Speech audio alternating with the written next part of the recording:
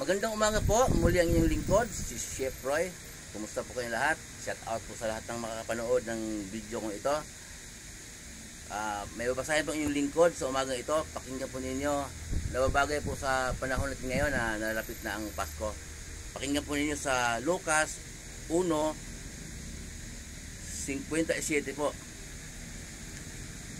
Dumating ang oras ng panganganak ni Elizabeth at nagsilang siya ng isang sanggol na lalaki.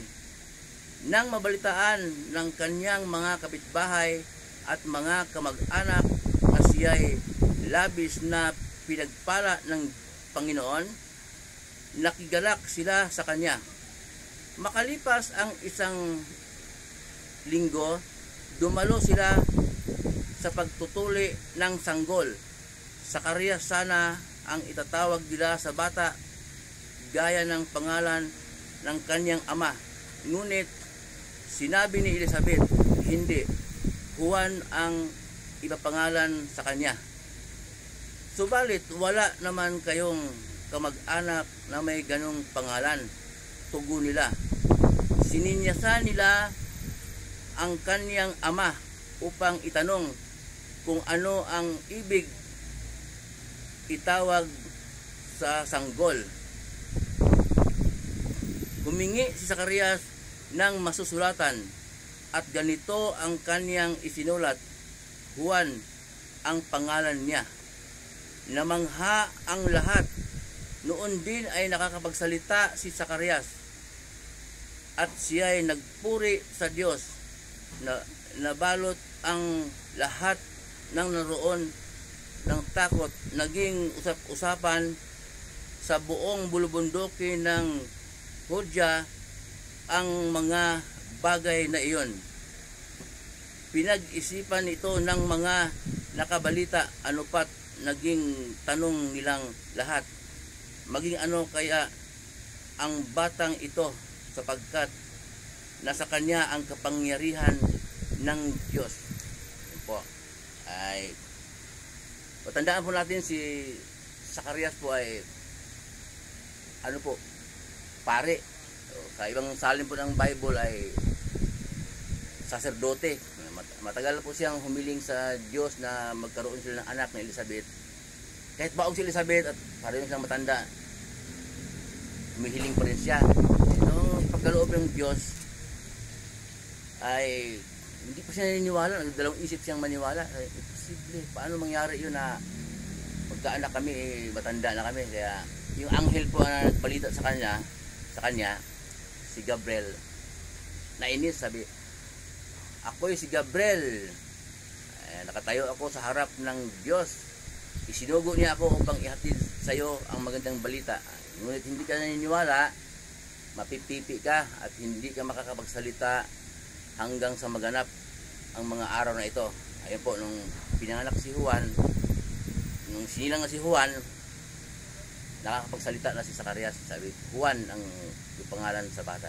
Kaya po, pag humiling po tayo sa Diyos, alam naman ng Diyos pala kung anong ating kahilingan bago tayo humiling. Kaya pag humiling po tayo, wag po tayo magdalang isip na ibibigay ng Diyos. Lalo po kung wag po tayo humiling mabigat, yung hiling ka ng helicopter kung wala ka namang maparadahan sa bahay. Kaya yung pong nababagay po sa kabuhayan natin, yun po. At pagka humiling po tayo, unahin po na natin yung hingin ng tawad sa Kanya, yun, hingin ng tawad sa Diyos.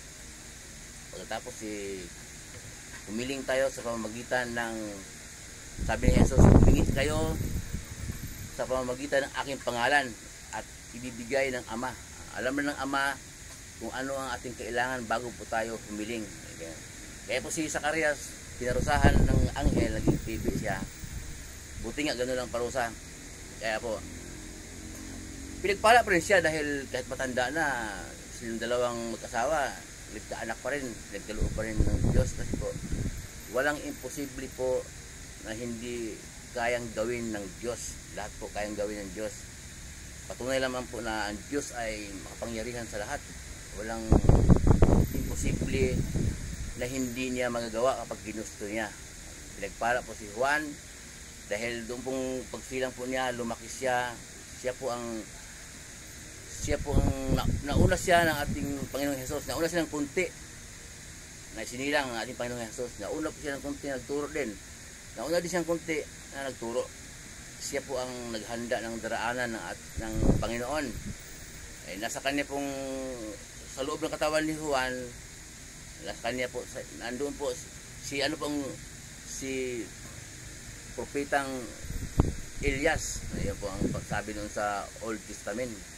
Sa huling Old Testament po, sa may Malakyas.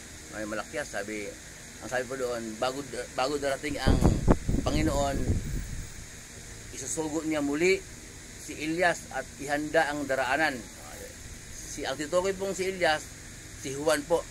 Si Juan ang mauna siya sa Panginoong Hesus na mangaral, at noong pong panahon niya na nangaral si Juan ay siya pong inutusan ng Diyos na magbautismo. Kaya siya tinatawag na John the Baptist. Sa Old Testament po, walang inutos ang Diyos na bautismo.